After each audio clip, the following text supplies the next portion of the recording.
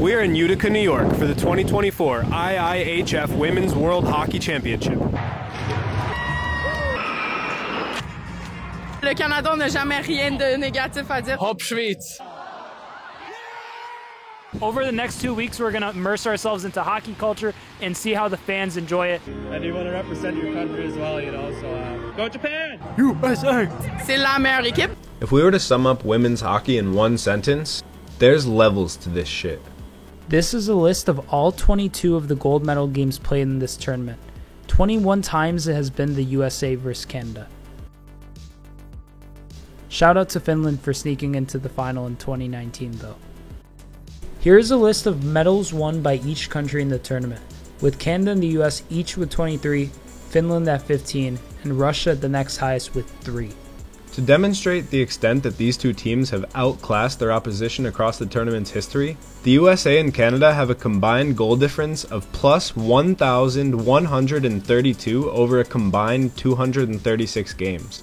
The rest of the featured countries have a combined negative 1,118. To put it bluntly, in women's hockey, Canada and the US are in a different league from every other country, with the rest of the countries just competing for the bronze medal, except for Finland in 2019. Shout out to them. Game 1, USA vs Switzerland. 40 minutes to game time. The first game we attended was the last game of the tournament's opening day and also served as the opening ceremony for the tournament. The highlights of the opening ceremony included speeches from the IIHF Women's Committee chairperson and the executive of Oneida County, Anthony Pacenti, for some reason. And we can't wait to hear that USA chant when the games get started. It's officially open. Have a good time. Then, they played the national anthem of the United States, and notably, not of Switzerland.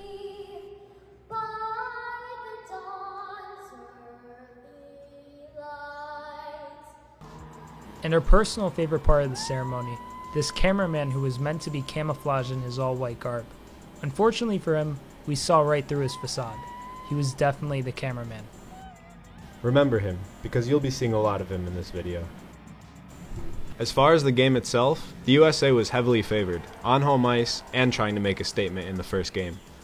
Switzerland, on the other hand, my former home, has finished fourth in each of the last 3 tournaments and is trying to make it to the podium this year. Before the game, we somehow found ourselves interviewing Swiss hockey player Akira Schmid, who has racked up 14 wins as a goaltender in the NHL for the New Jersey Devils, and we got his thoughts on the Swiss team. I mean, because they have 3 fourth-place finishes in a row, right? Yeah. So, what do you think they have to do to get onto the podium? I mean, pretty much what we have to do, you know, play hard, get to the dirty areas in front of the net, you know, play solid defensively. I know they got some good goalies as well, so that's kind of what every team has to do, right? Being the USA's first game of the tournament and a night game, there were naturally a lot of people there. But given the bad weather, it wasn't as full as it could have been. The crowd was decent, but only really got animated when the US came close to scoring.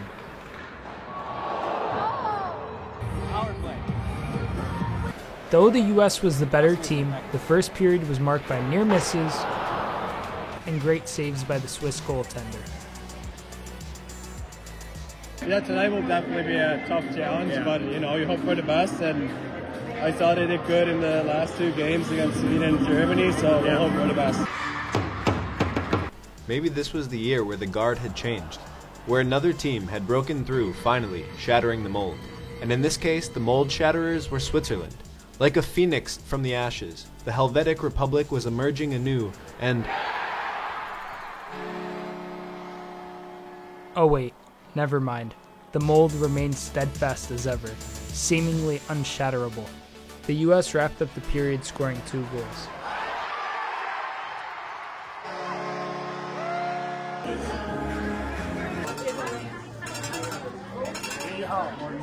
USA!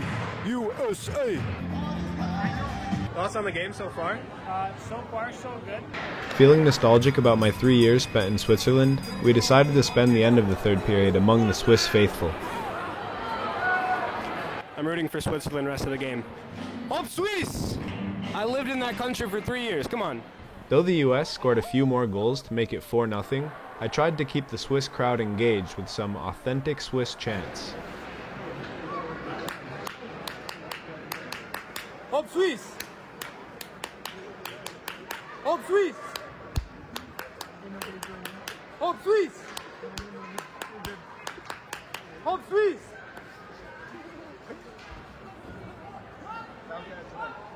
Hope Swiss! Hope Swiss! The game finished with a 4-0 win on home ice for the USA, with the shots being even more lopsided at 55-11. The award for the fan of the game, though, goes to this Swiss fan who was relentless with his authentic Swiss cowbell. This man literally packed a cowbell in his personal suitcase and brought it across an ocean. The post-game ceremony for every game in the tournament includes giving a trophy to the best player of each team and the playing of the national anthem for the winning team. We were a little dismayed by the fact that, as of that very moment, we had heard the national anthem of the U.S. not once, but twice, leaving the final score of national anthems played for the night just as lopsided as the game itself. USA 2, Switzerland nothing. But don't worry, none of the Swiss know their national anthem anyways. And oh boy, do we have a thriller in store for you today. China versus Sweden. Yo, so you're team China this game? No. Bro, you gotta be. You took Chinese. Say something in Chinese. 我的名字是卢瑟德. Going into Game 2, our expectations were set. It was a Friday morning game at 11 a.m. between two countries thousands of miles away. How exciting could the atmosphere possibly be? Look at all these buses. I think that a lot of schools are having field trips to go to games here. Really exciting, it turned out. This was insanity. These kids were incessant in their passion for this game.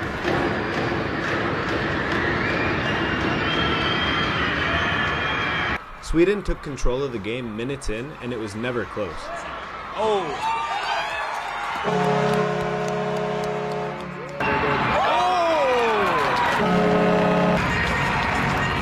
But that did not stop the kids from cheering at even the slightest excitement on the ice.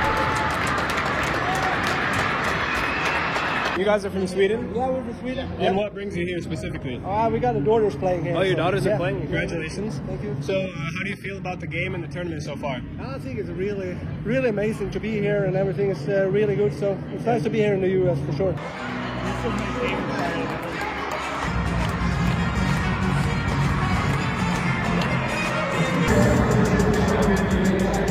With a chicken. Here with a chicken Caesar wrap.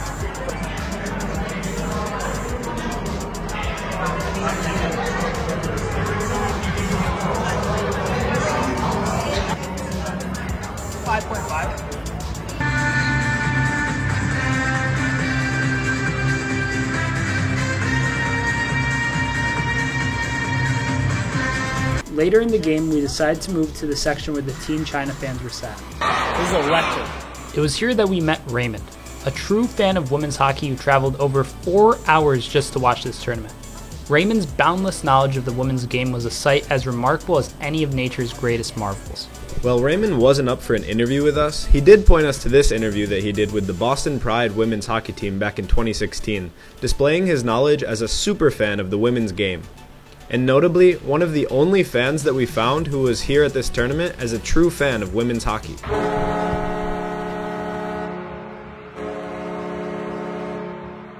Regarding the atmosphere, the energy that the students brought to this game cannot be understated. The teachers and the tournament organizers did a great job keeping the kids engaged even during a blowout. Even as Sweden's goal total climbed up to 5, 6, 7, 8, the kids remained fervent in their support for these countries that most of them could probably not point out on a map. It was a wonderful sight. And then, despite the way that the game had gone up to this point, China even managed to get in on the scoring action.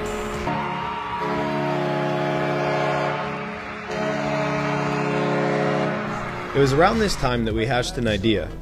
One of our goals for this tournament was to interview as many fans as possible. But while we were at the Sweden vs China game, we found ourselves face to face with the general manager of Team China, who we asked to do an interview. Seemingly bewildered as to why we would want to interview him, he simply responded, "Wouldn't you just want to interview one of my players?" Then it dawned on us. Yes we would. We would love to interview one of his players. We exchanged contact information with the general manager, and while this interaction didn't materialize into anything, it was this event that sparked the idea for our new goal: interview a player for one of the national teams. But more on that later. And how do you feel about the team so far? Yeah, now it starts to look pretty good, I must say. Now it's really, just keep on doing the game plan and just go for it. So. If this game showed us anything, it's not just that there's a gulf between the USA, Canada, and the rest of the participants. There are many levels to this sport.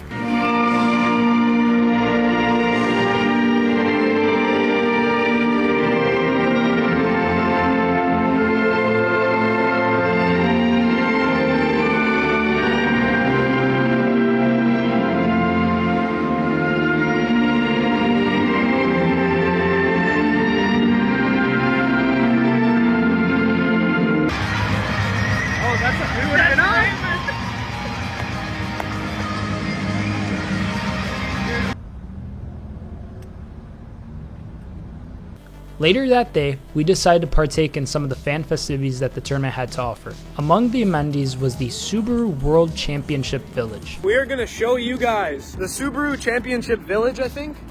Championship Village. Inclement weather has closed the Ferris wheel today, so we're going to go see what else they have to offer for fans here at the Women's World Hockey Championship. Inclement weather is the bane of Utica's existence. Also, like, why is our county government sponsoring this event? To start things off, we tried our hand at the various tabletop games that they had to offer. Things did not go very well for Sado.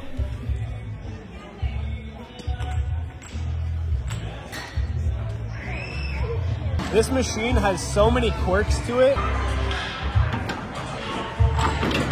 Let's go. Oh, it's been like pressure's on far too long. All right. Got one. Easier? Yeah, I think you can lift them easier. Nice. Yo, what are your thoughts on going 0-5 in party games? It's rigged. While we were leaving, country singer Alan Carl took to the stage and fans gathered to listen.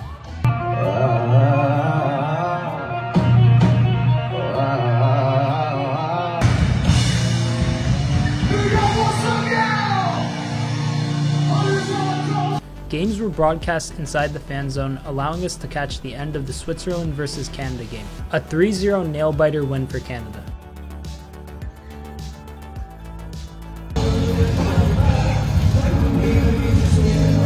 My sister plays for the Swiss national. Oh, nice. Which one?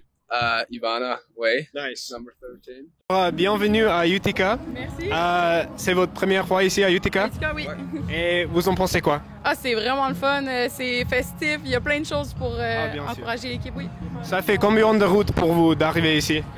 D'habitude, c'est 4h30, mais hier, avec la tempête de neige qu'il y a eu, puis on a changé nos pneus, donc ça nous a pris 6 heures venir jusqu'ici. They're gonna have a good chance of getting far in this tournament. Maybe not against Canada or the US, but... Vous pensez quoi de la performance de Canada ce soir? Ah, c'était parfait. Le Canada, on n'a jamais rien de négatif à dire. C'est la meilleure équipe, donc oui. So the last 3 tournaments, you guys have come in 4th. Yeah. What do you think you need to do to get onto that podium? I don't know, just score more goals and win more games. All right, nice. Did you have any other questions? Il comprend pas. Hop Schweiz. Oh wait, you speak Romanche? Ok, nickel, merci beaucoup. C'était un plaisir de vous interviewer et voilà. Bonne journée. Following the game, we decided to take a crack at interviewing a Swiss player. Sure, they had just lost, but they had competed closely with juggernaut Canada over 60 minutes, with the game being 2-0 until the final minute. So maybe they would be in good enough spirits to do an interview. After the Sweden vs China game, we had noticed that there was a back entrance to the arena open to the public. There, the players would come after the game to talk with their families, sign autographs for fans, and, if we were lucky, answer a few questions for a couple of desperate YouTubers. What actually happened was we stood around awkwardly as the Swiss players talked with their families, unable to decide who to interview and what to ask them. But I did almost win a colorful teddy bear on the crane machine, so there's that. After this, though, we took a few days off from attending games because there were some other things going on. During our 3-day hiatus, however, the usual suspects were suspecting as usual. Meanwhile, the preliminary round of the tournament had its best game up to that point between, you guessed it, USA and Canada. A 1-0 overtime thriller which the USA took home. And if the last 22 tournaments have taught us anything, it's that these teams might be seeing each other again later. Game 3, Japan vs. Denmark. Beautiful night for some hockey. Denmark, Japan, for a potential spot in the quarterfinals, does not get better than this. Back from our break, we attended the final game of the preliminary round with our good friends Jerry and Ari. Are you guys ready for some football? Oh, fuck yeah. Football! It was a battle between Denmark and Japan, and although these weren't the top teams in the tournament, it was a very important matchup, with the winner advancing to the quarterfinals and the loser subject to relegation to a lower division next year. The game itself wasn't the most exciting, with there being not many fans and Japan taking control early in the contest, grinding Denmark down over time.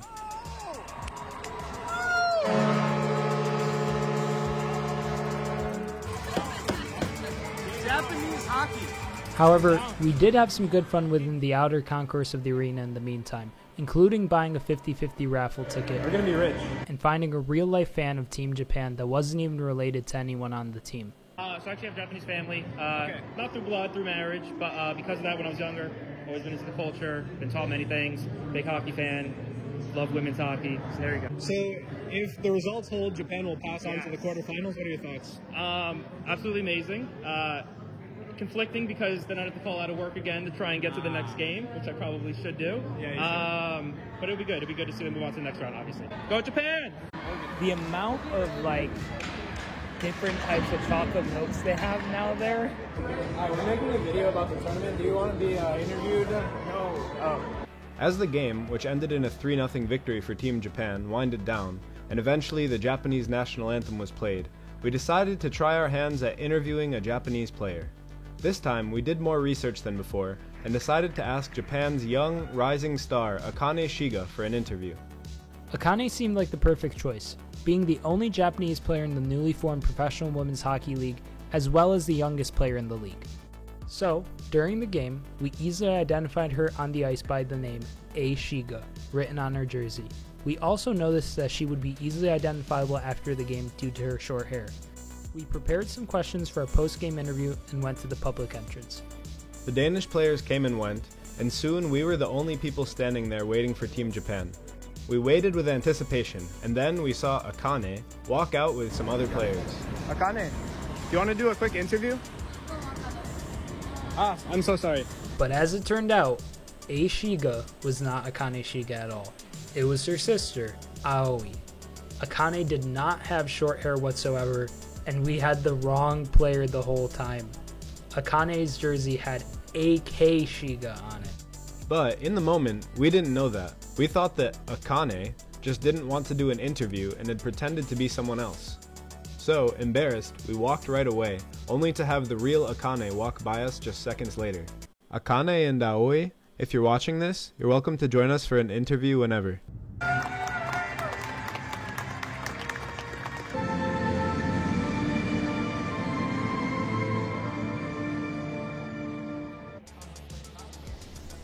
Game 4, quarterfinals, Switzerland versus Finland. Who's ready for some playoff hockey? 2 days later, on a Thursday morning at 10 a.m., Sado was busy at work, but I found some cheap tickets and decided to go out and support Switzerland in the quarterfinals against Finland, who had beaten them just a few days earlier, 5-2. Now, every game we'd been to in this tournament had a clear discrepancy in the levels of play between the two teams, and this one turned out to be no different, with Finland amassing 4 shots in the first minute of the game. But in the early stages, the Swiss were as efficient as their train network, converting on the first shot to open up the scoring just 1 minute and 22 seconds into the game.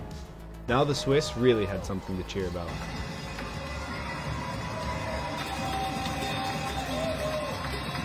Unfortunately for Les Suisses though, this would be the high point of the tournament for them. The Finns would tie the game before the end of the period, and while the game would stay tied for a while after that, Finland took a 2-1 lead with just 3 minutes left in the second period. Gonna need some magic from Switzerland in this third period, but I think they got it. Up Swiss! Early in the third period, the Finns scored on a wacky goal that the Swiss goalie never saw, making it 3-1. Gonna need quite a comeback now. A few minutes later, a questionable call, somehow this was a penalty on Switzerland, impeded the Swiss hopes at mounting a comeback even further, and 3-1 is how the game would end, ending the Swiss Miss hopes of making it to the podium this year. And then we have to put the Swiss Miss hot chocolate.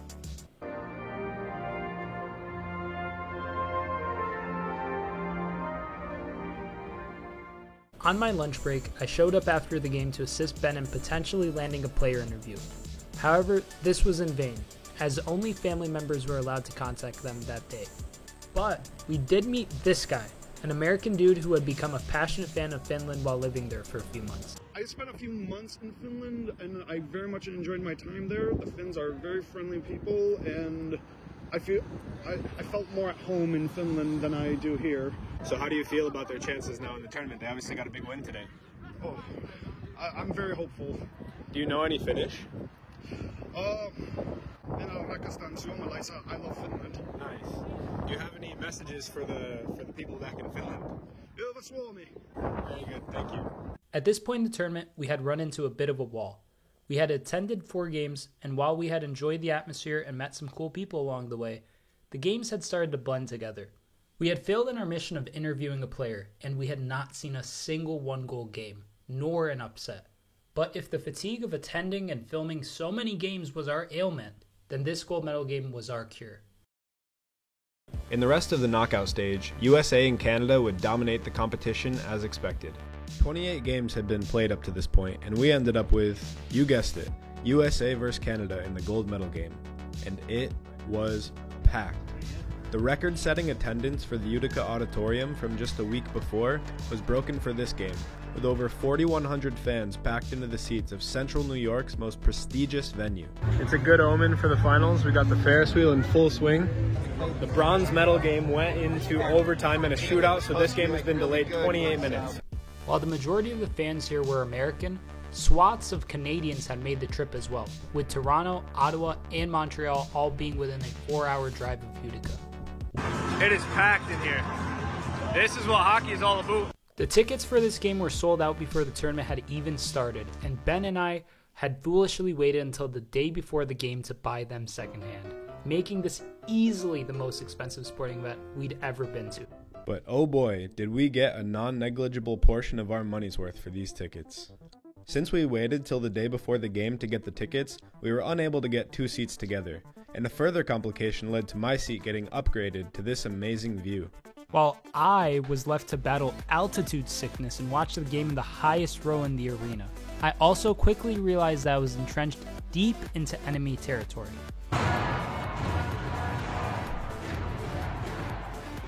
Once the game got going, it was Team Canada who got off to the hotter start, seeking to avenge their overtime loss from a week before. In fact, the only person in the building off to a better start than Team Canada was our old pal the Camo Cameraman, the Camoraman, who had adopted a new camouflage strategy. They can't see you if you don't move. The crowd was much more into this game than any game we had been to so far, with frequent chants of USA. However, it was Canada who opened the scoring up just 6 minutes into the game. Already matching the total number of goals scored in 68 minutes of play from the other night. But just as quickly as Canada had taken the lead, they had lost it once again, with the US knotting the score less than 2 minutes later.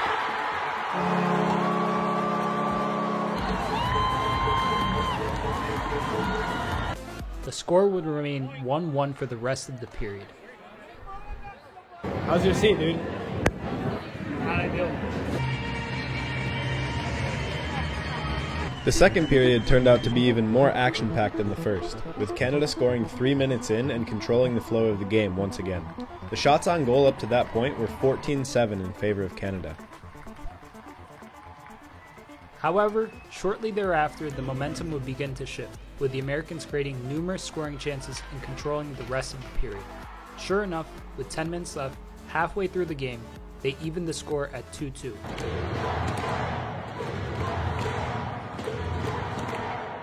And with 3.5 minutes left in the period, they took their first lead of the game. Having outshot Canada 9-1 over the previous 15 minutes. That being said, these two teams were too evenly matched for the score not to be tied heading into the break, and the Canadian squad knew that. They would tie it back up at 3 with just 1 minute remaining in the period. Third goal for Team Canada, scored by number 29, Marie-Philippe Moulin. 3-3 after 2 periods. As the teams warmed up for the third period, we couldn't help but soak it all in. 20 minutes of hockey remained to be played between the best players in the world to decide which team would take home a gold medal, right here on a sheet of ice in our hometown of Utica, New York. This was arguably the most important period of hockey to be played in upstate New York since the 1980 Olympics.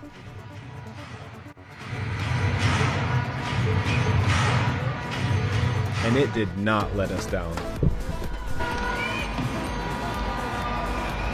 The US would fail to capitalize on the early Canadian penalty, and as the time ticked down, the atmosphere in the building was tense.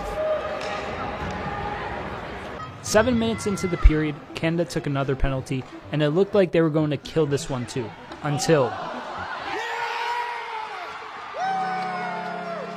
the US captain Hilary Knight, one of the most prolific players in the history of the women's game, gave her team a crucial 4-3 lead. But then, less than 2 minutes later,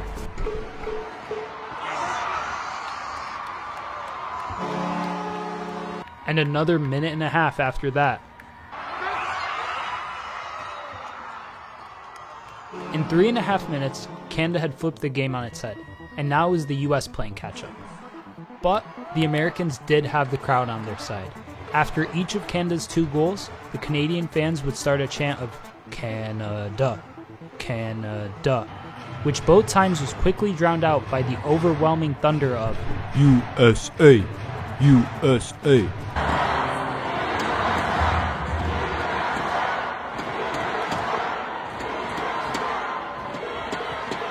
But, if we're being honest, it's Canada's fault for choosing a chant with the same rhythm as the USA chant. Despite the clock ticking down with Canada in the lead, there was a feeling in the air that the US was going to tie it up. They had to. Each time a team had scored so far, the other team had quickly answered back.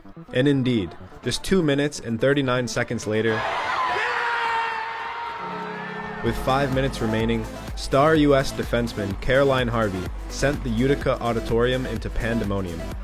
55 minutes of hockey had been played, 10 goals had been scored, and we were right back where we started, a tie game.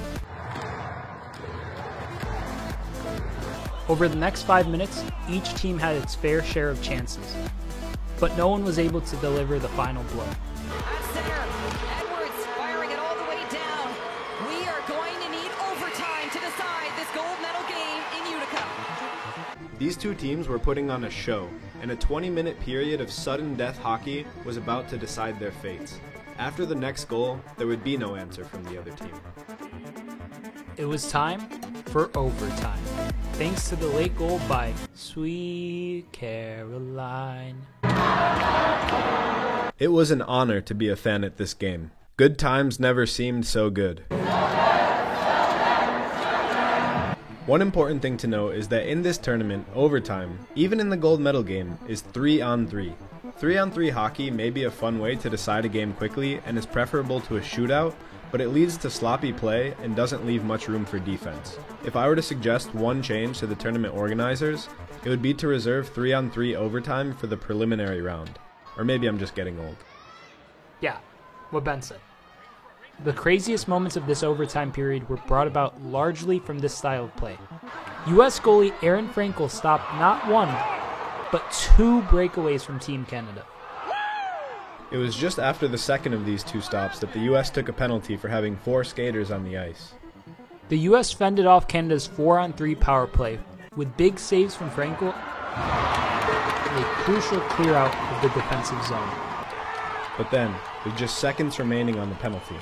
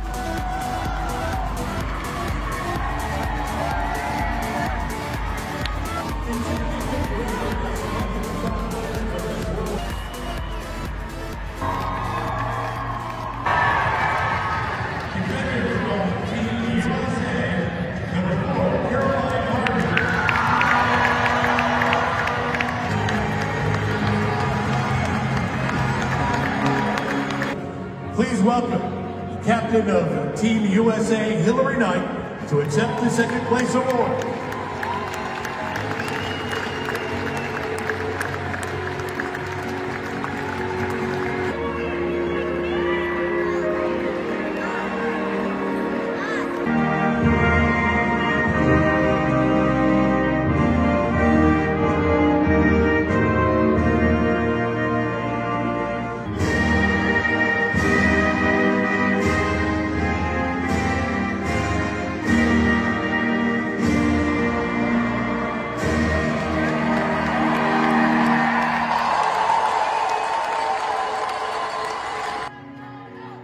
What a fight, a battle in Utica. Canada, world champions. the US had lost and we were a bit bummed out. But as we exited the arena, we noticed 2 things. First, there were fireworks. Second, there were buses.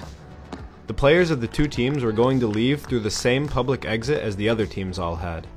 Not only that, but a good number of other fans had gathered outside the buses, waiting to ask the players for photos and autographs. This was our last chance to interview a player. Having only become a women's hockey fan 10 days prior, I would only recognize a select few players from Team USA and probably no one from Team Canada. So, I decided I would ask a question to one of the American players as they walked by. Of course, I realized that no one on Team USA would want to do an interview with some random dude after losing the biggest game of the season. But hey, real journalism involves asking questions to the losers too. I decided I would ask a question to Hillary Knight, the US captain, a seasoned veteran of the game who surely had dealt with the media before. But when US goaltender Aaron Frankel walked out and chatted with some people, signed some autographs for kids, and took photos with fans, I decided this was as good an opportunity as any. So when she walked by me en route to the bus, I asked my question. Aaron, what did you think of the fans tonight? They were great. And as soon as Aaron Frankel had finished uttering those 3 half uninterested, half annoyed words, it was official. I was no longer a measly YouTuber. I wasn't just some dude with a camera, standing outside on a cold April night, nagging professional hockey players for a soundbite. In that moment, I was a sports reporter. I had just asked one of the best goaltenders in the world a question, and she had answered it. So take that, Canada. Who's the real winner now? And now it's time to give out our award for the fan of the tournament. That unquestionably goes to Raymond. When we began this journey 2 weeks ago, we did not know what to expect regarding the culture around women's hockey. And we hoped to meet some fans who could give us a window into the world of this sport. What we found is that the culture surrounding women's hockey is fierce and competitive, yet wholesome and supportive. No one embodies that better than Raymond. Despite being an avid fan of Team USA, we saw Raymond at almost every game we attended. He's truly passionate about all aspects of the sport. When we asked Raymond for a quote on what women's hockey means to him, he said, quote, "Women's hockey helped me overcome alcoholism, get through my bad divorce, and lose 90 pounds. Raymond is the epitome of what a sports fan can be, and that's why we've awarded him the very first Fan of the Tournament award here on the Blood, Sweat, and Cheers YouTube channel. Women's hockey is an exciting, fast-growing sport with loads of potential. In recent years, it has led kids everywhere, especially girls, to aspire to be athletes. According to the USA Hockey website, quote, over the last 15 seasons, girls hockey in the US has seen a participation increase of 65%, with over 100,000 girls players playing hockey across the country. And as we've mentioned plenty of times in this video, the biggest thing that the sport lacks is a few more teams that can compete on the highest level. Hopefully in the coming years, some of the other teams will continue to improve and challenge the North American teams. But make no mistake, until that happens, we will happily enjoy every matchup between the US and Canada. And one last thought, being a couple of blokes from a Rust Belt town in upstate New York, it was really satisfying to see Utica, and don't forget Oneida County, put on such a great tournament. Central New York has always been an underrated area for hockey, and it was pretty awesome to see it shine on the biggest stage. To those who are new to women's hockey, like we were until a couple of weeks ago, we hope that we've succeeded in introducing you to this really cool sport. And if you're already a women's hockey fan, please tell us what we missed in the comments. Welcome to Blood, Sweat, and Cheers, on the hunt for the best fans for years. On this channel, we're going to be analyzing sports culture and fan culture around the world. This video took a lot of hours to make, and we'd appreciate it if you would hit that like button to help propagate the video.